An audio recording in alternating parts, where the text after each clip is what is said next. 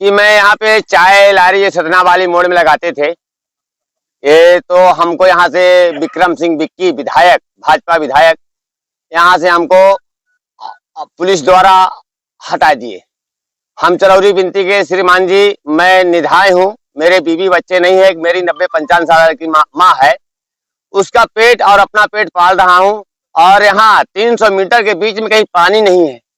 तो आज bus stop है, फिर भी हम अपने पेट के लिए कहाँ से पानी लाता हूँ। अन्य पब्लिक को भी पानी पिलाता हूँ। 200-300 पब्लिक डेली चढ़ता उतरता है बस से। हर घंटे पे यहाँ से बस हमारे पाटन जाती है और सतना जाती है। लेकिन हमको विक्रम सिंह विक्की विधायक एक भी हमारी नहीं सुने। हम हाथ जोड़े, उनके जाके पैर भी पकड़े, लेकिन हमको झटकारा मार के हमको गेट के बाहर करा दिए बंगला से। लेकिन हमारी सुने नहीं, बोले तुम अपनी दुकान हटाओ, नहीं हटाओगे तब पुलिस भेजेंगे। अभी तो हमको यही नहीं पता कि कौन सा वीडियो वायरल हो गया, चूंकि मैंने न्यूज में भी ग्रुप में नहीं देखा, सुबह से काम में व्यस्त थे। तो हम ये जानना चाहेंगे आपसे किस विषय में, आप मुझे किस वीडियो के विषय में जानना चाह रहे हैं। एक वीडियो वायरल हुआ है, उसमें एक व्यक्ति जो है वो आरोप लगा रहा विधायक जी के ऊपर कि हमारी जो दुकान है उसको छिन्न भिन्न कर दिया गया है, हटाया गया है, उजाड़ दिया गया है। इस तरह का वीडियो वायरल हो रहा है।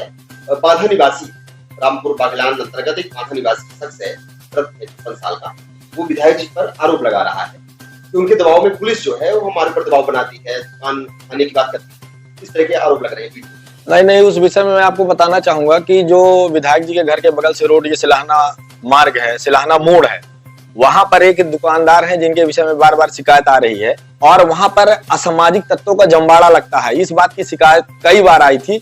उनको हम लोगों के द्वारा, हमारे स्टाफ के द्वारा चेतावनी भी दी गई थी कि आप ऐसा कृत्य न करें, किंतु बार बार स्टाफ की चेतावनी न देने के बावजूद भी उनके द्वारा वो गतिविधि लगातार संचालित की जा रही थी। इसलिए मैं स्वयं मौके पर गया था और उनको ये बोला था कि आप इस मौके से अपनी दुकान को हटा लीजिए, इससे हमारे समाज का वातावरण दूषित होता है। रही बात विधायक जी की, तो विधायक जी के द्वारा इस तारतम्य में मेरे पास किसी प्रकार का कोई फोन नहीं आया है। और जहां तक मुझे लगता है कि इस तरह की बात करना निराधार है, क्योंकि वो समाज का सबसे पिछड़ा व्यक्ति है, इतने छोटे व्यक्ति की पारिश करेंगे। और अब आज तक मेरे पास ऐसा कभी फोन नहीं आया कि किसी गरीब जनमानस का हम नुकसान करें। ये तो एक लोगों की सोची समझी साजिश हो सकती है।